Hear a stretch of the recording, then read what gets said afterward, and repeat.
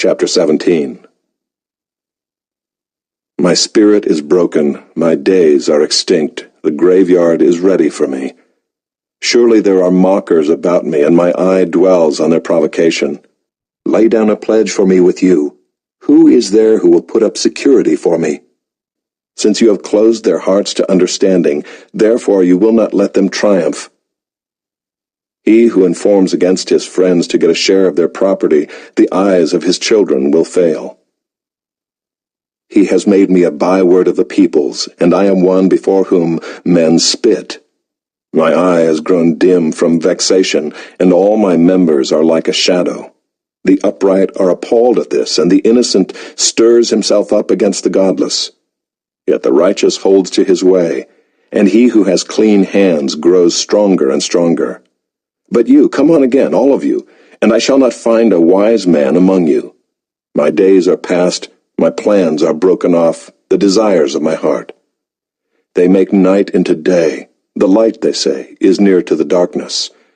If I hope for Sheol as my house, if I make my bed in darkness, if I say to the pit, you are my father, and to the worm, my mother, or my sister, where then is my hope? Who will see my hope? Will it go down to the bars of Sheol? Shall we descend together into the dust?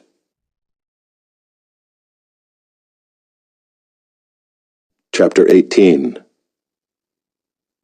Then Bildad the Shuhite answered and said, How long will you hunt for words?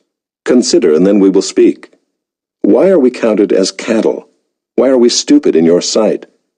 You who tear yourself in your anger, shall the earth be forsaken for you, or the rock be removed out of its place? Indeed, the light of the wicked is put out, and the flame of his fire does not shine. The light is dark in his tent, and his lamp above him is put out. His strong steps are shortened, and his own schemes throw him down.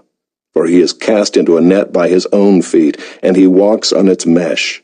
A trap seizes him by the heel, a snare lays hold of him.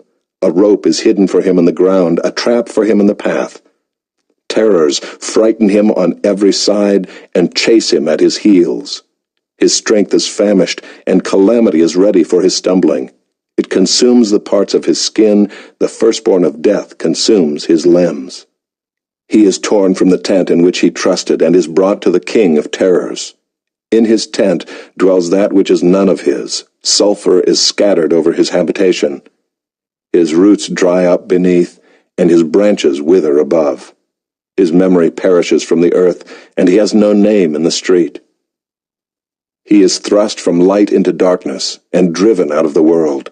He has no posterity or progeny among his people, and no survivor where he used to live. They of the west are appalled at his day, and horror seizes them of the east. Surely such are the dwellings of the unrighteous. Such is the place of him who knows not God.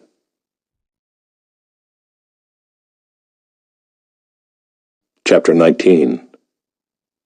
Then Job answered and said, How long will you torment me and break me in pieces with words? These 10 times you have cast reproach upon me. Are you not ashamed to wrong me? And even if it be true that I have erred, my error remains with myself. If indeed you magnify yourselves against me, and make my disgrace an argument against me, know then that God has put me in the wrong, and closed his net about me. Behold, I cry out, Violence, but I am not answered. I call for help, but there is no justice. He has walled up my way so that I cannot pass, and he has set darkness upon my paths. He has stripped from me my glory, and taken the crown from my head. He breaks me down on every side, and I am gone, and my hope has he pulled up like a tree. He has kindled his wrath against me, and counts me as his adversary.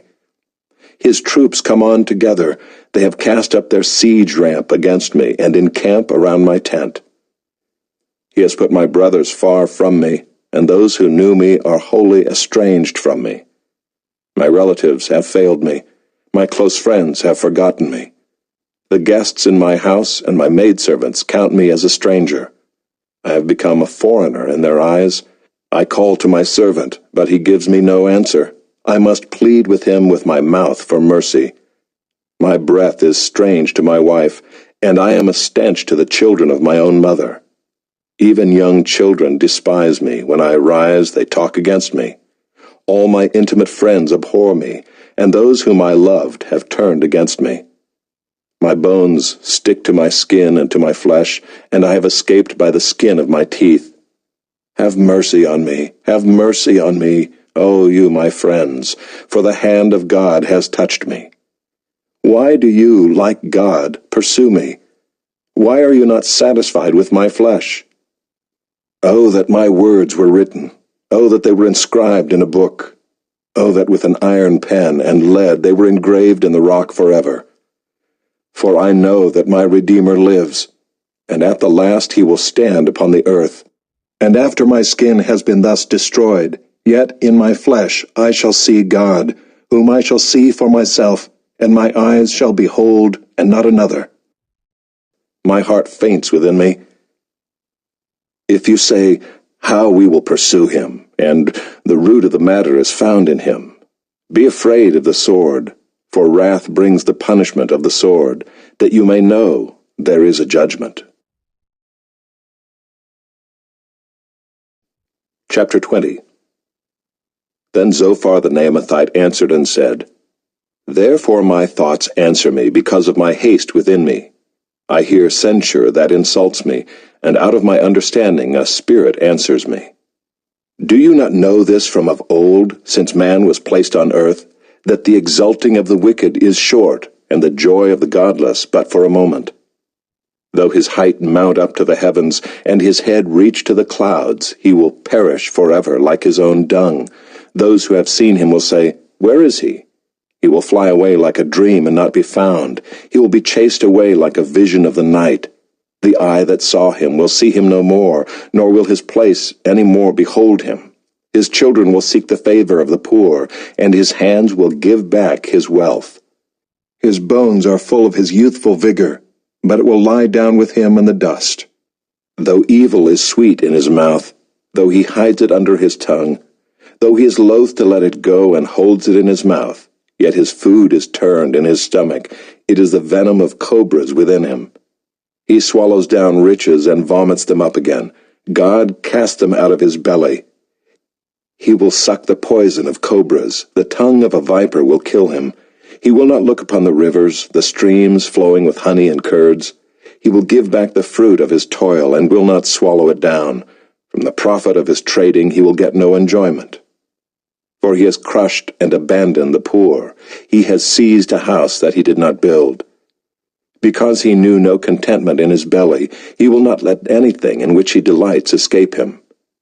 There was nothing left after he had eaten, therefore his prosperity will not endure.